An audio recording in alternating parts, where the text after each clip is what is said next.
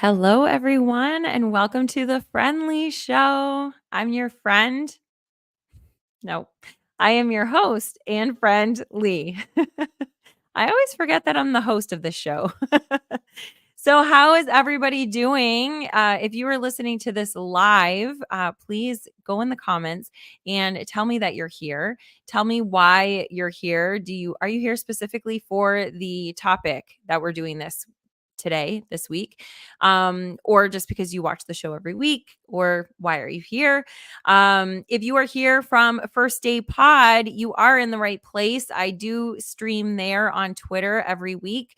And if you are watching from the Friend Leigh Show, you are here on YouTube or Twitch. So hello, thank you so much for being here. And if you're coming over from Facebook and you're bearing the YouTube land, just figure out how the comments work, and I hope that you're going to be here because that is my favorite part of the show. So every Wednesday we do a live show at 8 p.m. Eastern time, and we have a topic. Today's topic is, how do you define happiness? And during the show, I'm going to share some of the things that I've learned along the way, some of the things that I believe. I always say I am not a healthcare professional. So anything that you learn on this show, please take it as entertainment. Even if it is science backed, please take it as entertainment, but take it in and ask yourself, do I agree with this? And if you do, or if you're curious and you want to learn more, continue learning more. And if you feel like you need to speak to a healthcare professional, if you're questioning your own health around it, whether that's mental or physical, please reach out to somebody in the healthcare profession that can help you the way that you need to be helped. I always say, I tell all my friends, I don't understand why getting a therapist has so much taboo around it, or taboo, however you want to say that. I really think that it should be part of, you've got a general practitioner or family doctor, you've got a dentist, you've got an eye doctor, you've got a therapist. That should be all in your arsenal of having good health. I will let you guys know, I personally have never been to an actual therapist session, but that is changing this month. I'm very, very excited. So I am going to be going to my first therapy session this month, and we're going to see how that works out. And it's just kind of like dating. I've heard that, the first person that I start talking to might not be my person, and that's okay. So I get to experiment with that this month. I'm really, really looking forward to it. I'd love to hear what your experience is with your therapist. Do you love them? Are you looking for somebody new? Have you never been? Where are you at with that? Okay, so we were talking this week, we're going to be talking about happiness. Also, I mentioned last week that we are going to kind of have a theme this month all around happiness. The Facebook group started as a group all about happiness, and I want to continue that. And I want to continue that in, how does it link to all the rest of the things? Because here's the thing. No matter where you're at today, whether you're feeling like you're just never going to feel happiness again, or you're on cloud nine, or you're just kind of in the middle, you're mediocre and it's a meh day, wherever you're at, the majority of the things that we do in life, we're doing because we think it's going to bring us happiness. We think we're going to be happier by doing that. Making money isn't to make money. Making money is so then we can have the experiences, or that we can pay for the things that money we think will make us happy. People we think will make us happy. And the truth of the matter is, nothing will make us happy. We can just choose to be happy right now. However, there are a lot of things that make that choice extremely hard. It's the same thing as we have the choice of eating broccoli or cheesecake, but I'll tell you, if both of them were right in front of me, even though I know which one would be the better choice for me, it's hard and I will probably make the wrong choice. So, same thing with happiness, is that it is a choice to make. Some days it's easier, some days it's super hard. So, I want to be talking this month and through this entire podcast, but especially this month, I want to focus on happiness. If you have any ideas of, hey, you know what? I'd love you to do 1 week that you talk about happiness and fill in the blank, whatever that blank is. Happiness and regret, happiness and I don't know, discipline, happiness, and whatever you want to talk about, let me know. You can always email me.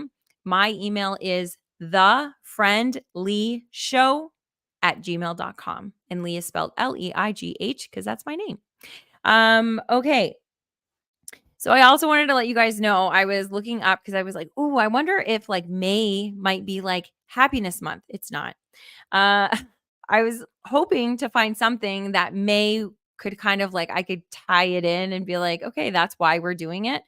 The only reason why we're doing it is because I want to. And I think it's really important. And I think a lot of us are missing belonging. A lot of us are missing happiness. A lot of us are searching outside for both of those things, and we need to be able to cultivate those inside. And so here are some of the things that May is the national month for. And one of them is National Mental Health Awareness Month. So it's Mental Health Month. Actually, if you go to Mental Health America, I'm going to post this in our Facebook group, you guys.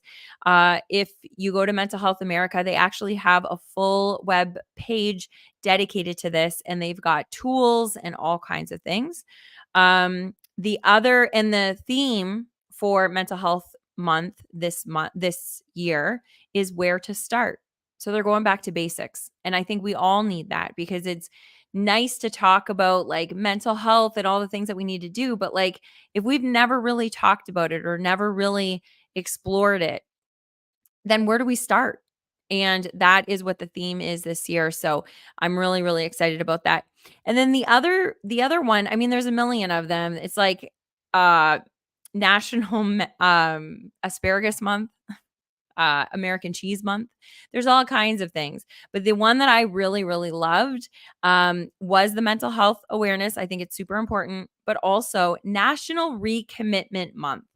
So this is where you reevaluate what you want to commit to this year or this week or this month or whatever. But this month you focus on what do you want to recommit to? And I thought that was really, really powerful because I've been talking to Mike, I've been talking to a lot of my friends, and how are you guys doing with your goals that you set in January? Are you hitting them? Have you been thinking about them every day and making iterations and setting goals for every day or every week or every month?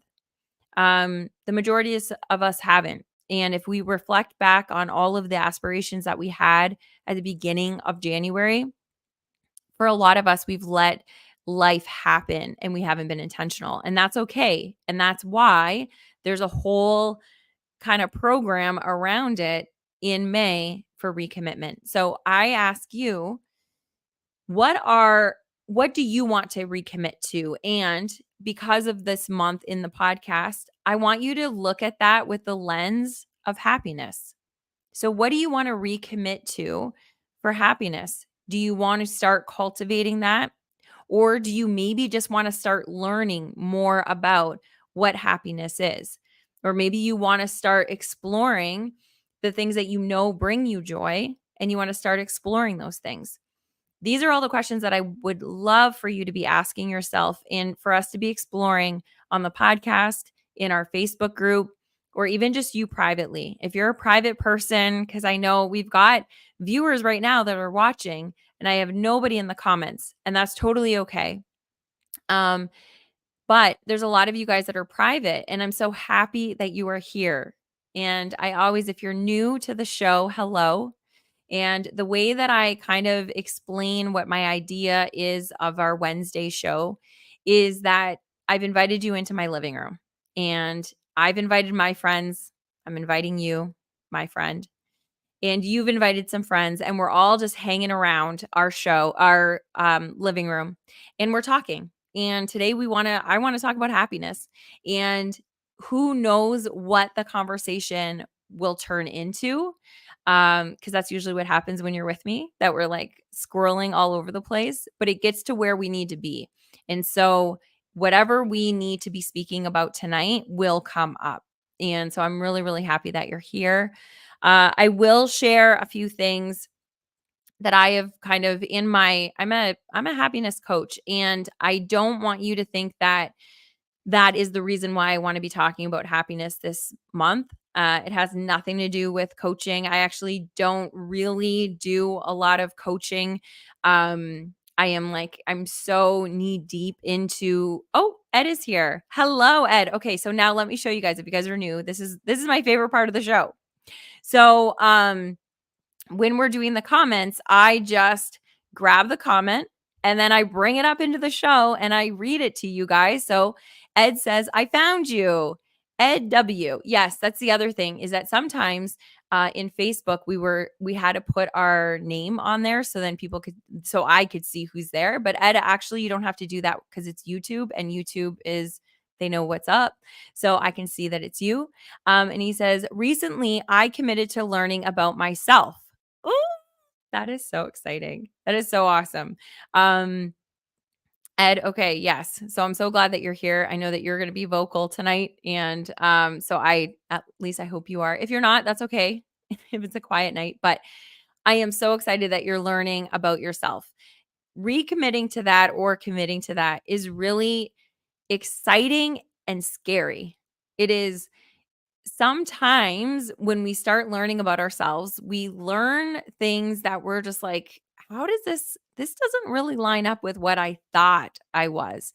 And that kind of change of seeing who we really are compared to how we have perceived ourselves for so long, um, there's like there's a difficult kind of dance that we have to do with that. And so I'm really excited for you, Ed. But I know that it's not going to be easy. I know that none of this is really easy. We never get from like point A to point B. There's not really ever an ending point, which is also for me super exciting. Um, but yeah, so I'm really, really excited for you. Self awareness is something that is it depends on where you're at. I always thought I was self-aware, and the more self-aware I became, the more I realized I didn't know, you know? It's kinda like anything. If you think about a topic and you're like, "Oh, yeah, I know so much about that." Once you start actually researching that topic, you're like, "Oh my gosh, I had no idea it was this involved," you know? There's a lot of people I'm a kitchen designer. There's a lot of people that are like, "Oh yeah, no, no, no, I can totally do it." And you can. However, there's so many nuance and so many things that you have to think about that it's difficult. Just like anything, there's so much into it, but you don't see it from the surface. And so self-awareness is the same thing that we're like, "Yeah, I know who I am. I know what I want. I know what I like. I know all these things." But the more that you get into it, the more you realize, "Oh my gosh, there's so much detail to me." I am like, I've got so much in me and I've got so much. The other exciting thing that happens is you realize how much you've been suppressing. This might not be for you, but I'm pretty sure it is because everybody I talk to feels the same way. That once you start exploring yourself, you're like, "Oh my gosh, I totally lost touch with that part of me." And now I get to explore and like bring that part back out, whether it's the way that you were in art, or maybe it was like a hobby that you used to have, or maybe it's just like you were really sheltered and now you're like excited that you're going to start traveling or you're going to start traveling in your backyard. It doesn't even have to be expensive. Like you could just be exploring the towns around you. All of this stuff that once you start diving in, you get to see like how exciting you are. Um, and I think the other cool thing with that is, and that's what builds happiness is us becoming the best version of ourselves, whatever that is. Nobody can define that except for you. Um, I said this last week, I believe. I think. I think we were talking about self-expression, and I brought up the fact that they have done so many studies on happiness, and they are not ending. Like they're not just like, okay, we figured it out. Here's the thing. Um, it is so nuanced and there is so much out there that we're just starting to learn. We're just starting to learn about the way that our brain, the chemicals in our brain react to certain things. Just starting to like chip away at like what makes people happy. However, the best definition that I have found, and I've heard a lot of definitions, um, But one of the best is that happiness is what you feel as you're moving toward your potential. And I want to know from you, do you agree with that definition of happiness? I personally do. The Dalai Lama also has a quote, and it's um, happiness is not something ready made, it comes from your own action. That might not be verbatim, but it's the idea that when we're moving towards something and when we're acting on that, that's how you move toward. You don't just, I wish there was something that you could just be like, okay, I got the address of that potential and now I just have to like literally walk or drive to it. You don't. The moving toward is taking action. Those are both the identical thing. People just word them differently. So when you hear moving toward your potential, that means taking action, taking steps to get toward your potential. And the little tip there is you will never reach your potential. They have done studies on that as well. The bar keeps moving, which is super, super exciting. We'll get into that a little bit more. Sound guy is here. Hello. And he says, what does it mean to explore yourself? How do you do this? How does one find one's true self? Is it just experiences, exposing yourself to new things, or is there more? I'm analytical, so this is hard. Okay, that's awesome. So, I do not have all the answers. However, this I want to talk about. So, there are right now watching live are 10 people. I want you guys to help me break this down. I want to know what you think about this. What does it mean to explore yourself? So, I'm going to leave this up on the screen. If you're watching this in the audio version, you guys, you can go over to YouTube. It's youtube.com and then the @ symbol, the Friend Leigh Show. You can go on over there and I want you to comment. I want you to be a part of this conversation, even if you're watching this in the replay. I don't even care what year it is. Come on back because everybody that commented on here will get notified. So even if this podcast was 2 years ago from when you're listening to this in the podcast version, I still want to hear what you think. So for me, I will start talking about this and then I will bring up the comments as they come up. Okay. I think that's fair. So for me, what does it mean to explore yourself? So, how do you do this? For me, what it used to be is I would say, if you would have asked me this 5 years ago, I'd be like, oh, you just journal.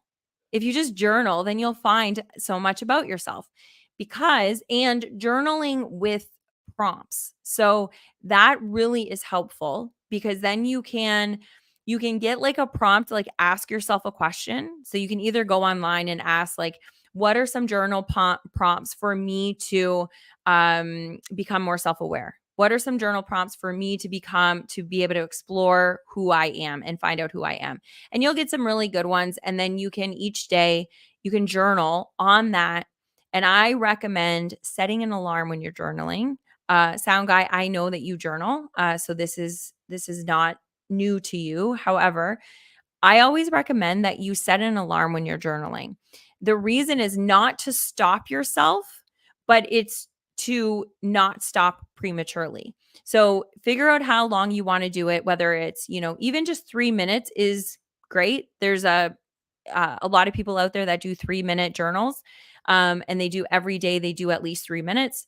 Or they do a 10-page journal, they write for at least 10 pages, or they do 3 pages, or they do 10 minutes, whatever it is for you. But set that alarm or set that goal of how many pages because it's especially as we're getting into it, it's very easy for us to say, oh my gosh, I think I've been doing this forever. I'm just going to stop now.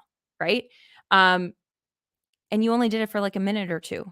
So keep going. And when we're writing pen to paper, I know that a lot of you guys are digital people, but pen to paper, there is something that happens between your brain and your hand as you're writing that it ends up, things come up on that paper that you didn't realize. You can't consciously think of. And so that I think is one step that is very, very helpful. And I'm going to continue on, but I'm going to bring this up real quick. Do you think this where a priest or a therapist comes into play? Okay, so this is, oh, GZ Doctor Forever.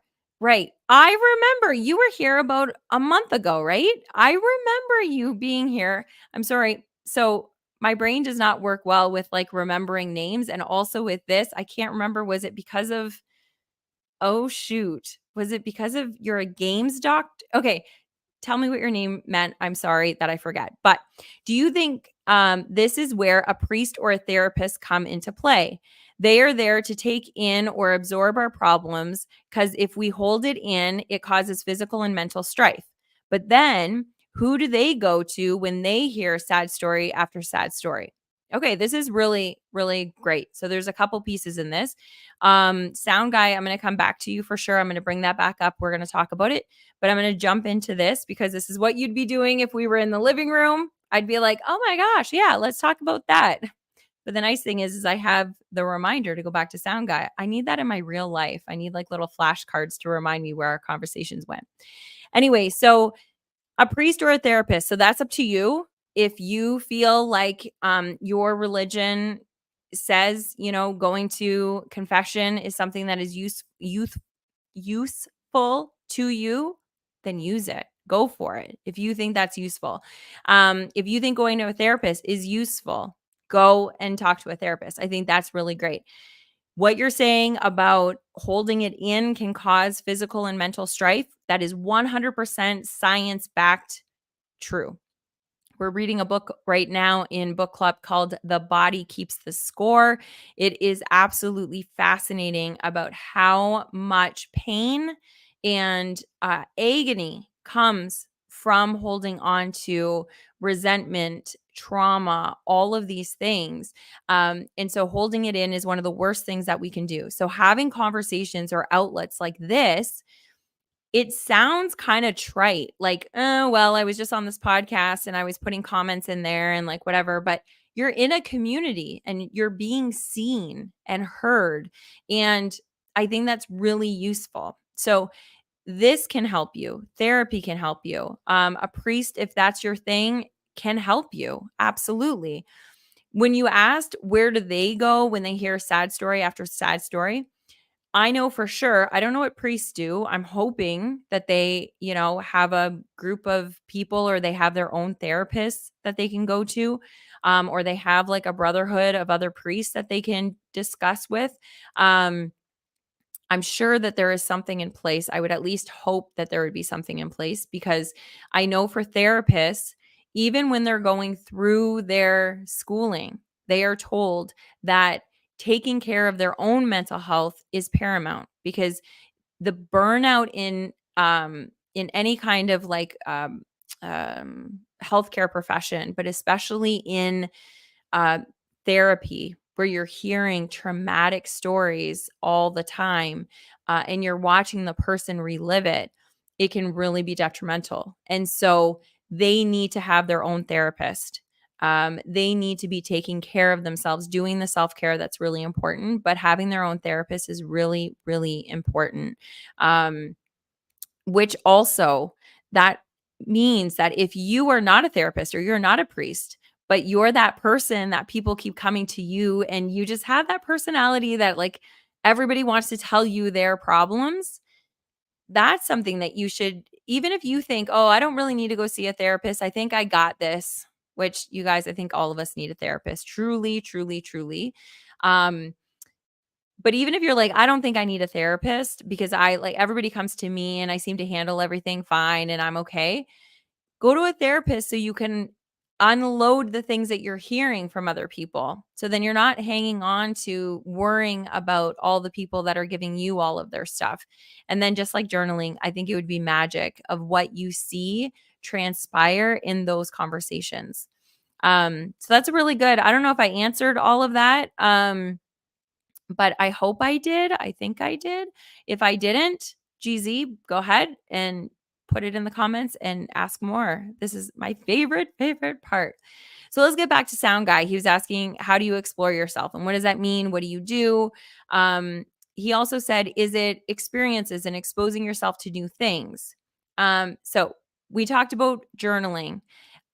Being analytical is really cool because You can look at it from a different angle. So you can you can gamify it. You can set up that I'm going to do I'm going to do it for 10 minutes a day, every day, and just see what happens. Now, when you're journaling, here's another thing that people don't talk about, but that I think is really important. And I didn't do this for a very long time, but now I find it really, really helpful that when you're journaling, go back and read your journal entries. You can read them that day or go back the next day or go back, set a day that like maybe on Sundays you go and revisit your journal entries.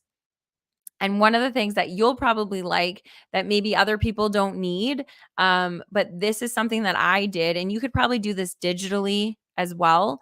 Um, but I actually did an index in my journal when I did this last year, and I didn't keep it up this year. I wish I had. And I'll probably, now that I've had this conversation with you, I'll probably like it reminds me that was really good and that was really helpful. I kept an index. And what I did is every journal entry that I did, I would go back and I would read the journal entry. And then I would think, okay, what is like the main takeaway? What was the big like aha that came out of that? Or what was the big memory that I wanted to remember?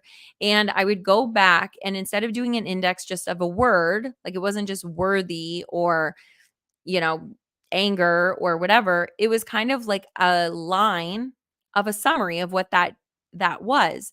So then I could go back and instead of going back and reading like in a month, instead of going back and reading all the journal entries from the month, I went to the back of the index and just read all of the one or two liners and I got a synopsis. And then I also put the page, I numbered my pages in my journal. You guys are getting inside look at the way that this brain works sometimes. Then I numbered the pages on the journal as I was writing them. And I took the line and then I put that's on page 72. And then so then I would know, oh, I remember that. I wonder what else I said and go back to page 72 and read that journal entry. So that's if you're looking for an analytical way of doing that, you could really do this as kind of a like a project or a book report on yourself and you're reading all these chapters of yourself and figuring out how you think. And so asking yourself questions, the way that our brain works is when you're asked a question, you automatically are looking for the answer. And so that is the way that that works. And that's why in social media, you'll see that there's a lot of people that they're kind of I don't know what they call it, but their hook or whatever it is did you know? Or have you ever? And the reason for that is because when you're scanning social media and you see a question, your brain is immediately, I got to go find that answer or I got to go say my answer. And so in journaling, that's why prompts are so important because then if you don't know what to write, you can ask yourself questions about how you want to learn about yourself. Like what do I really like? And then do a journal entry on that. So I think that is really cool. In those journal entries, as you're seeing things that you're like, oh my gosh, I haven't done any form of art in a long time. But that memory that got triggered by that question that I wrote in the journal, then you can go and start exploring that. And you can see if those are things that you still like. Be like, oh my gosh, I remember in grade 9 and 10, I used to really love fill in the blank. I remember how much joy that brought me. I'm going to go and just explore that and experience that and see, do an experiment, and it might not even be your jam anymore, you know? So I think journaling is really a starting off point if you use it in the with the intention of learning about yourself. Ed, I would love to know like how you're learning about yourself. If that's one of your things that you're focusing on right now, what are you doing for that? And Kelly is in the house. Kelly, hello.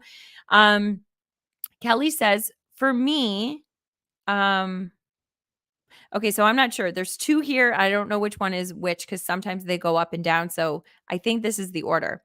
For me, it's sitting in silence and asking myself why I did or said what I did in certain scenarios, replaying things in my head, and then asking myself if that's how I want to handle it. Okay.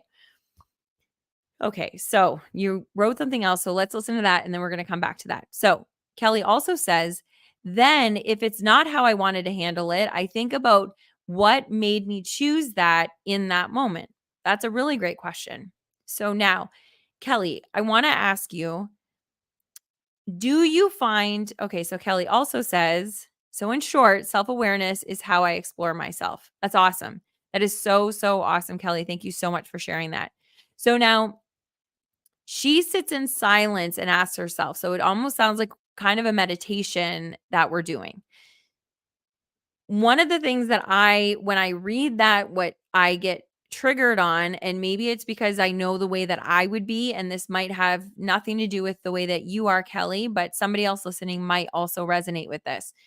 The reason why journaling for me is so important is because you can get it out of your head and onto paper. And when I'm in my head and I'm asking, why did I do that? You'll find the answers, but sometimes then you start ruminating inside of there and like you can start convincing yourself like, "Oh my gosh," I was like, "Yeah, it's because you're really selfish." Like you can go down this really bad kind of rabbit hole if you're not writing it out or if you're not saying it to somebody else. There's a lot of times that I'll say something to Mike or you guys know in book club, I'll say it and then it's like, "Well, that didn't sound right," because you said it out loud, but in the head, it's a little bit foggy. So that I would be curious how that kind of manifests for you, Kel. Are you able to really stay on track and not get down that rabbit hole of feeling like making yourself feel bad or feel worse about what you did or what you said? Just curious. So, GZ says, for you personally, if someone were to get a hold of your journal or diary and read it, how would you react? Ooh, that's a great question. Okay. If anybody else wants to answer this is a personal question. You guys can write your answer in there. I would love to know. These are great questions. Okay. And then the second question is, what is the end game of the journal? Do you burn it at some point? Do you publish it? Do you pass it to a loved one? Okay. Awesome, awesome. I can't wait I'm going to answer both of these, but if you guys want to also answer it, I'll bring your comments up on the screen. So GZ, I want to ask you, do you journal or are you just considering this and this is why you're asking these questions? If you do journal, I would love to know for you personally how you would answer these two questions.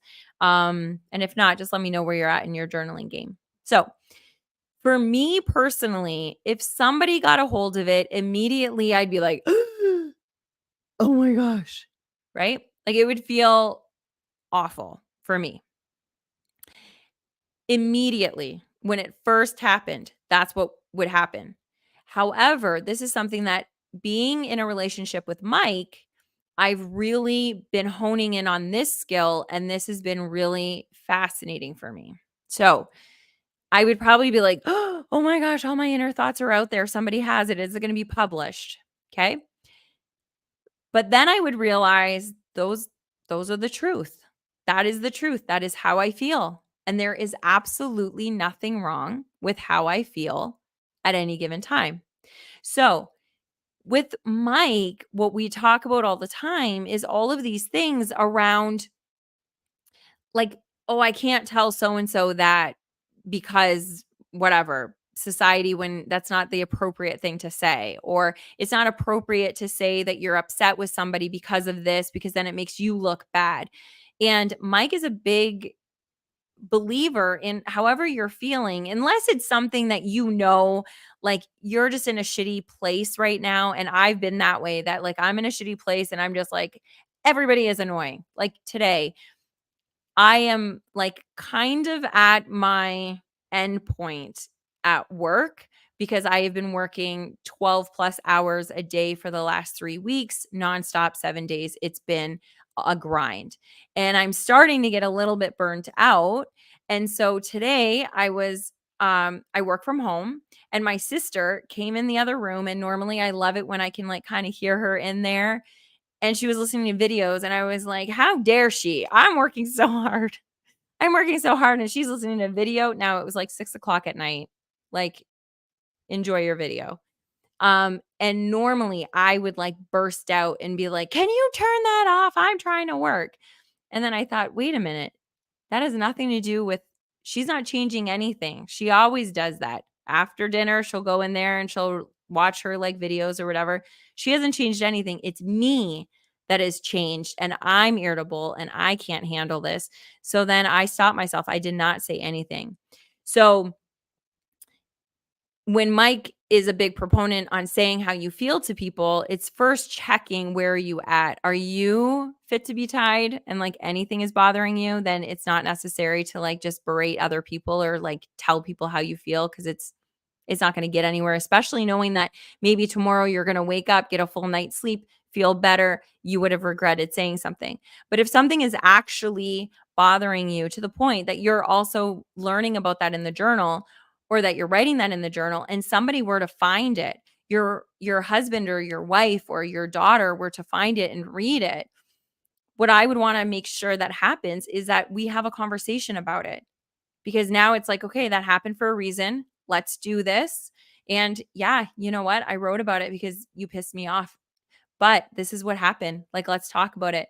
Um, so that's how I would react now. Before I would have been just mortified and that would have been the end of the thing. And I would have just been like probably sick, literally physically sick for weeks, worrying about who would find out what. But now it's a different way of that I look at things. I would still have that like feeling, but then I would be like, okay, let's do this. Whoever finds it, let's figure it out because the truth is the truth. And journals are like the ultimate truth because a lot of the time, I would say at least 40% of what you write is not coming from your conscious mind when you're writing. And that's not a stat, scientific stat.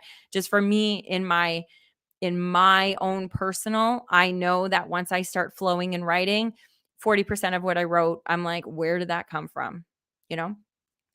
So now we'll go to the end game in just a quick second because Sound Guy is saying something and I don't know if he's answering yours. So I want to bring that back and then I'll bring you back up. Okay. So Sound Guy says, your journal, dance like no one is watching. You got to be honest with yourself if no one else. Yes. Amen. Amen. So that is huge. So now going back here, number 2, your question was, what is the end game of the journal? Do you burn it at some point? Do you publish it or do you pass it on to a loved one? Here's the thing. You can decide. So now, if you think you're going to pass this on to a loved one, it's not a journal. It's a memoir, right? It is it is a it is a diary that you want to publish. If you have something like this that you know you want to publish or you want to pass on to your loved one, if you know that you're passing, that might be therapeutic for you and you want to just let all of your family and friends know how you felt and how you feel about them, that is not a journal because you're not going to be honest if you are going to be passing it on to a loved one or publishing it. You're just not. So if you want to have the intention that you're going to burn it, that might be a great intention to have, and knowing that it's like, okay, this is going in the bonfire next month. So I'm just going to write all my stuff out. And that's okay because you don't actually have to do the self-reflection for journaling to actually be powerful. It's just the pen to paper that you're writing it out, that you're realizing these things, right? So it's not like a book that needs to be read. It can just be the actual action of journaling can be really good for self-expression and for self-awareness.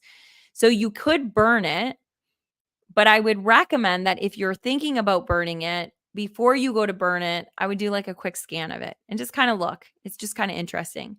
I did it years ago that every year I have a word for the year. And years ago, one of my words, I can't remember what year it was purge. And so I went through this whole thing that I was purging everything. I was purging files and photos and journals. And I got journals and diaries that I had had for decades. And I went through and I didn't read every journal entry, but I kind of flipped when I saw like something that was like, oh, I'm going to read that. Oh, I'm going to read that. I learned so much about myself in those. And then I purged. I just I shredded. There were some things that I shredded the pages because I did not want anybody to read it. So I shredded a lot of them. And I'm going to tell you personally, for me, I regret that. That is one thing that I regret not having. There were the pictures in there that I had drawn, and I'm not really like an artist. I'm creative. I'm a designer, but I'm not an artist. And there were some pictures in there that I had drawn in dark times in my life, and I wish I had those. I can still mentally remember them, but I regret that I don't have those to look back on. The other reason why I regret not being able to look back on them is the exploration to find out about yourself. But the other cool part is that when you have this kind of document of what you're doing, you know, sometimes we are growing, not sometimes, always we're growing, hopefully. But for the majority of us, if you're listening to this podcast, you're probably always growing and trying to grow. If you're growing, it's sometimes hard to see where you've come from. Sometimes it's just like, oh my gosh, everything is so slow. I'm just like, I'm not getting to where I want to be because you have this big like goal of what you want, or like, I want to find this like this ultimate happiness, or I want to find that whatever, fill in the blank. And you feel like you just haven't hit it. And so you don't feel like you've really come very far. And if you're not expressing things with your friends, if you don't have a good group of friends or a friend, doesn't even need to be friends. It could be one good friend that can kind of reflect back on you and say, oh my gosh, like think about where you were 3 years ago. Like just think back to that. Do you remember 3 years ago? Like you were a mess. You didn't even know who you were. And now look at you. Like I feel like I'm always going to be a mess. I'm always going to be a work in progress. And I'm okay with that. But unless you have that person to be able to say, look at where you were and where you are now, then you get that jolt of like, oh my gosh, I am making moves. I am moving toward my potential. I am getting better. I am doing things that are meaningful to me. And oh my gosh, I am going to be happy about that. That does feel good. The journal can be that friend that you can look back and like look at where you were and be like, man, I've come a long way. Um, Kelly, I hope that answers that, GZ. I was just gonna call you Jay-Z, but we're not gonna do that. So if there's any other questions that you have, you've got really good questions. I love this. I think I'm gonna post a couple of those questions in Facebook this week just to see how everybody else is feeling. Those were really good. Kelly says, the review in my head happens so much faster than I could write. It would actually turn me away from it if I had to take time writing it down. That's awesome. Okay. So that's good. Um, if you're able to do that review and it's a review and you've got it kind of systematic, that you're not falling into, I feel bad for not, it's okay to feel bad for yourself. But not like a self-deprecating kind of thing. Then if it's working for you, like I say, every single episode, if what you're doing is working for you, then keep doing it. You do not need to change because somebody tells you that this is what works for them. So if that works for you, then that's awesome. I will say there's when you set like a timer and you start journaling for like long, I feel like longer than 3 minutes, you actually start getting in kind of flow with how you're thinking and how you're writing. It's really interesting how that happens. In the beginning, it's kind of hard because, like when you have like a to-do list and you're like, I have all of the stuff I want to do, and you can't write that fast. But as you're going, you kind of match up your speed with your thinking. So it is something to explore. Maybe even after you're done doing that, doing a little journal session, not to go through that review process, but just to like say, is there anything left in me that I want to explore? And then just write for like a couple minutes. I really do think I've never met anybody um, that has actually journaled. The first time sometimes sucks. The first week sometimes sucks. And like, yeah, I've met people that are like, journaling is not for me, and that's okay. But like I say, when you're doing an experiment, don't just do it one day and tell yourself that it's not for you, because If that was the case, I would not be a morning person because I always told myself I'm not a morning person. And now I need my mornings. I need to wake up earlier in the morning than I have to because I need to take that time for me. And that's part of my happiness. That's part of my mental health kind of thing that I do. Um but it took me doing it while I didn't like it, waking up in the morning and trying it and seeing. So the journal is the same thing. Anybody that has actually started to do it as a practice, I've never met anybody that has said, "No, that's just not for me." But it just takes time to get there. Um, and Kelly, like you're so much you and your daughter are so like advanced when it comes to self-awareness. I love being in a room with you guys. Like that's one of the things that I wanna tell you guys is finding your people is so important. I was listening to a podcast episode and okay, here we are. So, welcome to the living room. Now I'm gonna go on to another tangent, but it's along the same lines. I was listening to a podcast episode and they were talking about, body language and all that kind of thing, and it was really interesting, and the person that was doing it, she has researched successful people, quote unquote successful, whatever you want, like success, like happiness, is determined differently by different people. But in general, these were highly successful people. And one of the through lines that she saw in these people that she looked at is that what they do is they are managing their energy, both their social energy and their work energy. And they make sure that they are hyper aware of the people that they are spending time with. And I just want to Cal, I see that you wrote something, so I'm gonna bring that up in a second, but I will lose this train of thought. So, um, did I lose it? No, I know it's here. Oh, so there is a thing that you think that toxic people are the ones that are really dangerous for you and for your energy and your happiness, but actually it's not the toxic people that are dangerous for you. It's the people that are just like, "Meh, I could take it or leave it." Those people that are like, "Well, I've known them for so long and they really wanna get together for dinner, and I really don't wanna spend the time. I could do anything. I could wash my hair. It would be better than going to lunch with them, but I gotta just go." Those people, and they're not toxic, there's nothing wrong with them, you just don't get fired up when you're with them. Those people are more dangerous toward your happiness and your success than the people that are toxic, because the people that are toxic, you know they're toxic.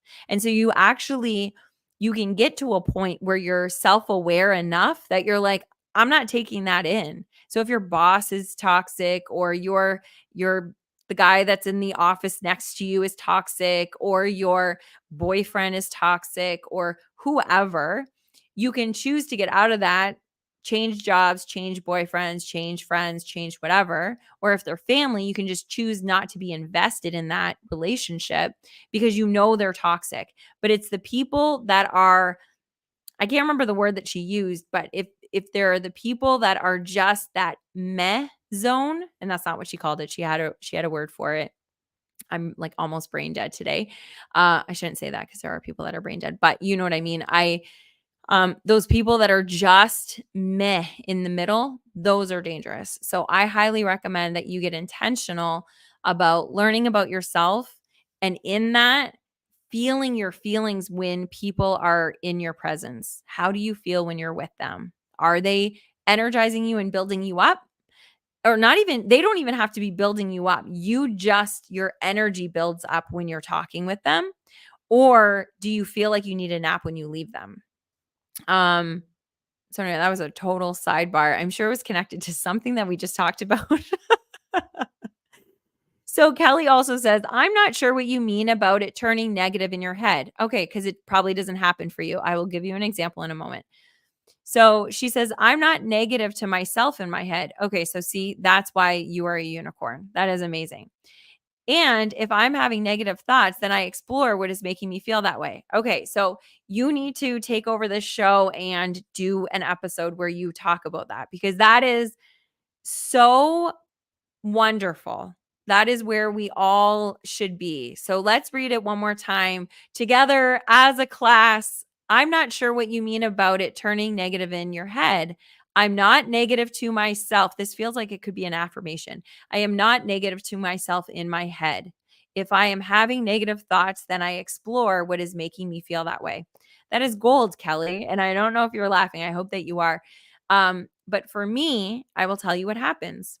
So I say something, let's say the example about my sister.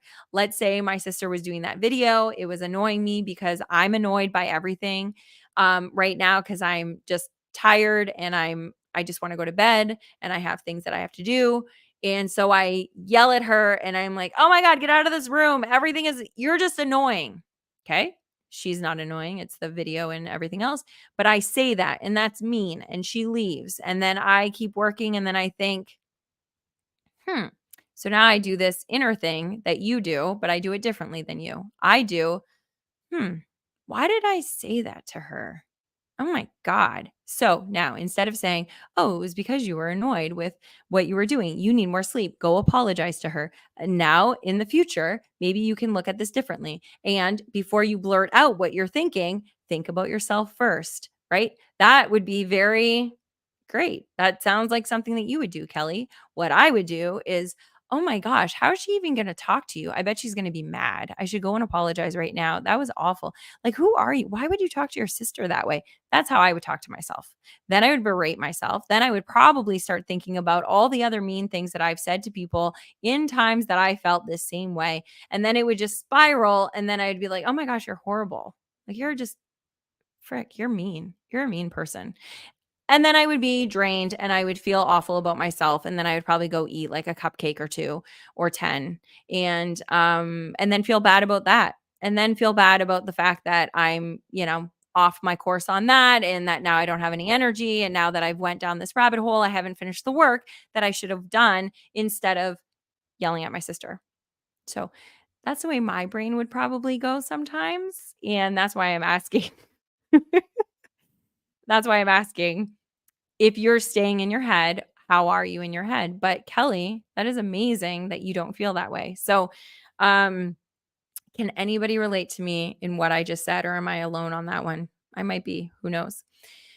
So Sound Guy says the meh people that you feel obligated to be with them is due to an attachment, as in attachment theory. I struggle with this a lot. Absolutely. And that is also part of not exploring things. So, yeah, there's a lot of psychology around attachment theory. There's, you know, there's therapists that are key in helping you with attachment theory.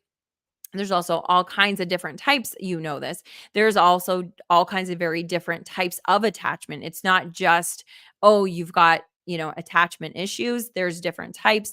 There's reasons why it happened. So yeah, working on that. But this is where like journaling comes in. That's really profound. Therapy comes in. That's really profound. The fact that you know that you struggle a lot with attachment and feeling obligated to be with people, but questioning why you need that. So that's where self exploration comes in and doing exactly what Kelly said. Like, why did I feel that way? Or why did I go down that path? Or what is making me feel this way? Or what was it that was said? Or also, another good question is like, when was another time that I felt this way? And that's a good one because therapists will have you say, when was the first time that you felt this way? And so that's really powerful because then you can get back to that first. What's your earliest memory of feeling like you needed to be around people that you didn't want to be around? So all of that, there's so much around this. But yeah, it's Kelly, I'm so impressed with you. Like always in book club, you always just like wow me. But that was really, really cool that it didn't even cross your mind that you would be negative to yourself. So that's really, really nice. So Sound Guy, yeah. attachment theory and just figuring that out. But journaling, I think, would be really important. And that's what self-exploration is like, why does this affect me? Because you can read all the books that you want. You can go to all the therapy that you want. I can't remember what I was reading, if it was a quote or it was, I don't remember. It might have actually been in the book, The Body Keeps the Score. But anyway, it was along the lines of therapists are there as a guide and to be able to kind of help you with that exploration, but you are the only one that's going to be able to do the work. It's just the truth. So having somebody that's experienced and that's able to help you navigate these kind of new feelings and these new things that you're seeing, the things that you're becoming aware about, is really, really important. And they've seen everything. That's the other cool thing about therapy, is that they've seen everything. Even if they're like relatively new, I mean, just through their schooling alone, they've read so many case studies and done so many hours of work that they've seen all kinds of human dynamics. And so they're able to kind of help you see it from a different angle, which is really cool. So GZ, I put this up here and then I didn't read it. Sorry, here we go. So he says, or she says, I think you're a he. I don't know. How do you relate? So as you run down things that help with self-care. Okay. So as you run down things that help you with self-care, I notice you have yet to mention money. Oh, this is a good one. Okay. So I was told money solves all, in the sense you can buy the best therapist, pay for the Hawaiian vacation, etc., pay your way to happiness. Okay. I love this. I'm so happy that you brought money up, because that is a big piece. So, everybody that's listening right now, if you have anything that you want to speak on about this, please do. So, money is very important. It absolutely is. So if you are in a position that you cannot pay your bills and the lights are turning off, you're not going to have water, like you are going to be on the street, it is going to be extremely difficult for you to find the joy in things. It is going to be extremely difficult for you to find happiness inside.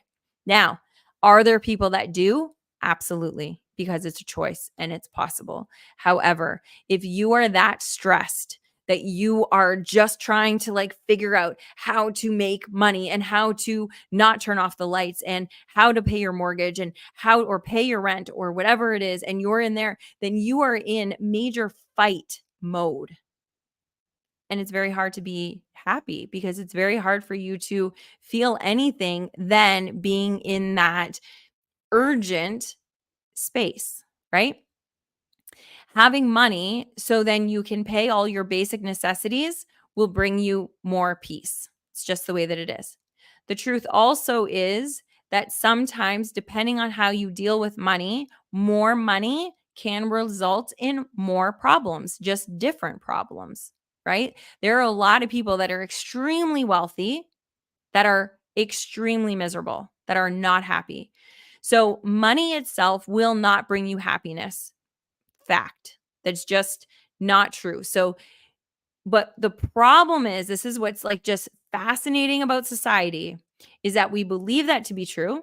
And so we work our tails off to make more money because we think that it will bring us happiness. And in like on the other end of it, what's happening a lot of the time is that we're working so much that we're losing connection with the people around us, that we're losing connection with ourselves, that we're not being able to slow down enough to be able to learn about ourselves, or to have that date night, or to be able to go for a walk. We're just on the treadmill because we've got to get our cardio in. But if I go on the treadmill and I got my computer in front of me, I can also do my work, because I can make more money, because then eventually I'll be more happy, right?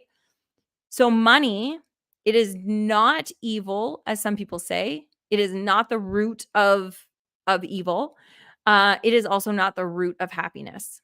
However, money will get you to a place of comfort. It will get you to a place of peace. It will get you the best doctors to be able to keep your health, so then you can show up. It will get you the best therapists to be able to help you out. The Hawaiian vacation is great, but there's actually studies that show that people are happier planning and expecting a vacation than they are when they are actually on that vacation.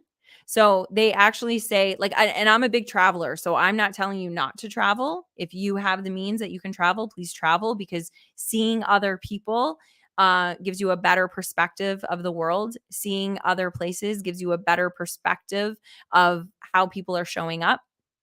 However, there's some theories out there that it's good for you to plan your trip for 6 months in advance. So for that 6 months, you're doing all the things and you're excited about that trip. And then a month or two earlier, you can cancel it and then book another trip and then book another trip. And you're actually having that like excitement because you're getting to be creative and curious about what that's going to be like, and all of that can induce happiness for you. So it's not the actual trip as much as it's the anticipation for the trip. But money will allow you to go on these experiences, and like I said, that's helpful. Now, something that money, and the reason why I got like super excited when you said that, is because money is very tied to happiness in this point as well. Is that if you have money that you can give to other people, you will actually feel happier. So, if you had $100 right now and you decided that you were going to go and buy yourself fill in the blank, whatever it is, that's $100 that maybe you've been eyeing, that you're like, oh my gosh, that would just change things. It would make things so much easier. I'd be so happy if I had it. And you bought it and you brought it in, you would be happy actually. And oh shoot, I'm just realizing I didn't plug in. I hope that you guys can hear me okay, because I'm realizing that my Wi-Fi is not connected. I did a big boo-boo. Okay, shoot. Anyway, um, so if you bought that thing that you were really excited about, sure, it would make you happy when you bought it. And it might make you happy for a day or two. However, that will not be prolonged happiness. However, I'm going to say however 7 more times, okay, guys? So, if you took that same $100 and instead of buying that thing that you want, you bought something that somebody else has wanted, or you use that $100 to give to somebody. You went and you bought $100 worth of clothes and toiletries and all this kind of stuff, and you donated it to a shelter, or you went and gave it to people that were on the street that needed it, and you just said, "Hey, buddy, here you go," and gave it. That $100 would make you much happier for much longer, because now you are going to have that feeling that you've been able to, you matter, that you did something to help somebody else. And you'll always be able to reflect back on that. I'll tell you a quick story. We're already an hour into it. So this is going to be a longer episode, people. So, there's a story that I just have in my heart, and I haven't really shared it with very many people. Sometimes it comes up like this where it reminds me, and I'll share it. But this was probably 20 years ago, and it was the first time that I was in California. And actually, I'm now thinking, have I only been to California once? I think I might have been. So it was my first and only time in California. And we were in our hotel, and when we came downstairs, it was in this like this square, and I can't remember exactly where it was, but there was this gold man, and he was all, you've probably seen him like on TV and Instagram, and or if you've been in a big city, a lot of these guys do it, and they're mimes, but they spray paint themselves gold. They're wearing all gold. They have a briefcase, and they like will move, and then they will like get into like a statue position, and then you give them money because they're being creative, that's their art, and they're street people, that's how they're making like busker kind of things, that's how they make their money. And so people were loving it. And then off in the corner there was this gentleman, and he was a um homeless person. I don't know what the politically correct way of saying it is, but he did not have a home, and he was there, and he had this old tattered cup. It was just like a paper cup that was all dirty, and um he was there, but he was trying to be like a robot, kind of like this gold guy. And he was like, and he just looked so sweet. But he had no money. Like people were not giving him money. And it really broke my heart. And so I gave him a little bit of money and that felt good and that was nice, whatever, who cares? But then what I did is I went, and now this is like 20 years ago. I went to the souvenir shop that was like right around the corner and I got this tin cup. And it was a tin cup, like a souvenir cup, and it had like just pictures of like the surrounding area and stuff. But in my mind, I was like, this will be great because if people are putting money in there, especially if they're putting coins in there, he'll be able to like, thank you so much, whatever. And when he moves it, people will hear that there's money inside of it. So I bought it and it was nothing. It was like $5 maybe. I don't even know what it was. But I gave it to him and he was so happy that even now when weirdo Leanne, even now when I think about it, and that was 20 years ago, he did this little dance, like this robot dance that he really got into it. And his like shoulders came up and he just looked so alive. And I think of him not every day, but I think of him a lot. And that was 20 years ago. And my heart feels so good about that.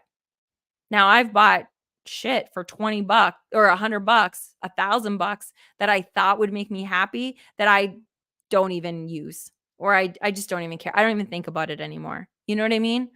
So using money in the right way can absolutely bring you joy and happiness. It's the way that we use it. So anyway, that's also a really great question. So Captain Birdseye 4, hello, welcome. Are you new to the show? I don't recognize your name, but hi, I'm so glad you're here. So Captain Birdseye says, I hate money. It's the worst thing humanity ever created. Okay, maybe the atom bomb is, but money is a close second. Okay, so here's the thing. I agree. I wish that money wasn't created and that we didn't need it and that we were able just to live in a life that it was just abundant, that we were able to get what we needed and there wasn't the commerce and we didn't have levels and hierarchy and all the stuff. I'm with you there 100%. However, this is where we are. So, what I'm going to say without, and if you're new, just know that like pretend you're in my living room and trust me, I'm like a kind person. So I'm not, who cares? I'm just going to say what I'm thinking. Okay. So, but I do love you and I'm so glad that you're here. I have always had this love-hate relationship with money. And I know how unfortunate it is when we are struggling with money. And it hurts so many things. And I hate seeing that there are billionaires in the city that they are walking over people that don't have a home, they don't have food, they don't have anything. The discrepancy between, or there's a word for it, disparity between the ultra wealthy and the ultra poor in North America is not something, needs to change. However, right now, this is the way that our economy is set up. This is the way that our life is set up. So, can you go on a commune where you actually don't need much money? Absolutely. Can you go to a country that you don't need much money and you can survive and you can be happy? Absolutely.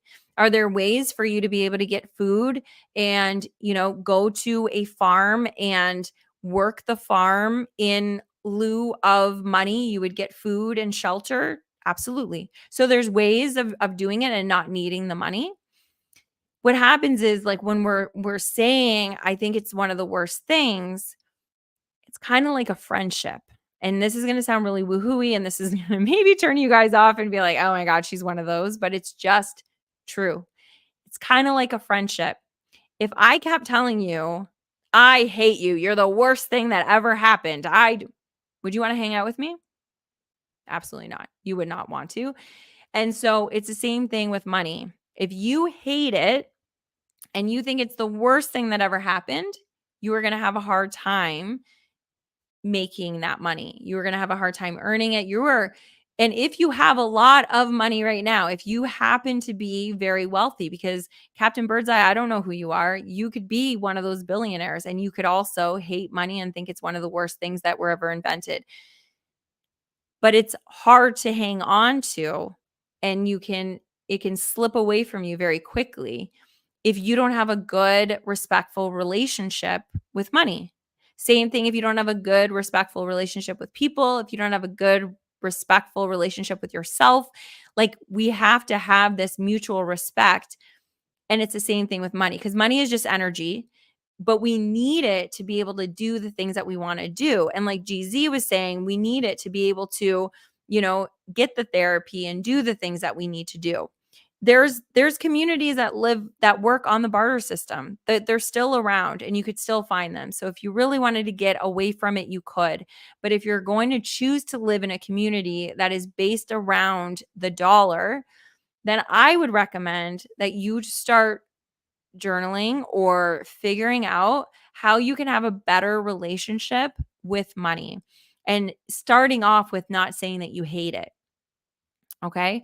So just looking at what money is and phrasing your words differently can get you in a better, because that's saying I hate money. Like, there's nothing kind about that. That doesn't, it can't make your nervous system feel good when you talk about it. And I'm pretty sure that you're not smiling and being like, I hate money. Like, it is the worst thing humanity ever created. Like, it's just, you don't feel good about it. So you're not raising your energy, you're not feeling uplifted, you're not feeling expansive when you're saying those things, and that's unfair to you, right? When we're talking this way about things, it's unfair to us. Um Money doesn't care. Money will just like stay away. Like, it's like, okay, I'm not wanted in that party. That's okay. But it's not fair to us to always be in this like, people suck, money sucks, everything sucks. Cause then we suck. Like, we're just in this like feeling, right? Energy is fascinating. The way that it works and the way that we're able to create it is just fascinating. So I'm always very curious about how we're using our words and what we're saying, because in the intention behind what we're thinking, we can um I even hate the word manifest because people are using it so improperly, but you can create what you want if you're very hyper focused on it and intentional with the people that you surround yourselves with and the opportunities that you're able to see. So anyway, so that's what I would say about money. And trust me, I've not always loved it. I grew up with sayings of hearing, people say that, money doesn't grow on trees. And my nana, she was amazing, but she lost her husband at a very early age, and so she had to work really, really hard. And so it was all about saving, saving, saving, saving, and don't spend on this, and don't be flashy, and don't that's you grow up listening to these stories, it's hard to have a good relationship with it.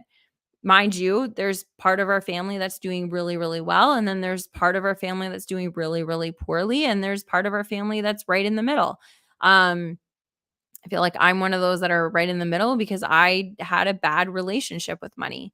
I also had the relationship where I would just use it just to, like, as soon as it came in, um I didn't want to have money because I felt like I shouldn't, because, Nana she didn't have a lot and she worked so hard, like all these underlying little stories. And so I would always give it away. I was all constantly like, give every penny that I have away. So it's really funny. And through self exploring, we get to see what the stories are that we're saying. And that's where journaling really comes in. Like, you could journal around, why do I hate money? And keep writing it. Is it true? Are these things that I'm saying true? And if they are true, does me believing them help me? Like, let's just be selfish, because the when we can move toward our potential, and when we can move our energy up in a way that's making us feel good, that feeling, that good life that we're creating in our life, it ends up becoming a light for other people to see, and they'll want to replicate. And so we can be very selfish in this life and also be doing good by being selfish. So I would say to journal on that and see what your relationship is with that. Okay, so we are really I could just keep going, and I feel like I really want to. I'm in one of those things, probably because I have so much work ahead of me that I'm just like, "Oh, this is way more fun than what I have to go into." Because it's kind of the admin stuff that I have to do tonight, which I wish I was just designing. But anyway, I think I'm gonna wrap up here and we are gonna continue next week. Does anybody have an idea of what we want that title of next week to be? What do we want to talk about when it comes to happiness? Um, I don't know. We can talk about, we'll come up with it. I usually come up with it about half an hour before the show. But if you guys have something, please email me, the Friend Leigh Show at gmail.com, or come on over to Facebook and be a part of us there. I'm there usually about 4 or 5, maybe 6 times a week. I do a live, and there's people posting. You can come and introduce yourself. You can do, I would love for you to do a video there so I get to see who you are. So if you're over there on Twitch, I would love for you to come over to Facebook. I've been told that that's like the old person place. And yes, I'm an old person, I guess. But come on over. The community is really good. There are young people there. So come on over and be there between the Wednesday shows. But even at the very least, I hope you come back next Wednesday, 8 p.m. Eastern, 7 p.m. Central, or whatever the conversion is for you. And I would love to continue this conversation. Thank you so much for all of you guys for being a part of it. It is my absolute favorite. And again, I'm your host and friend, Leigh. Good night.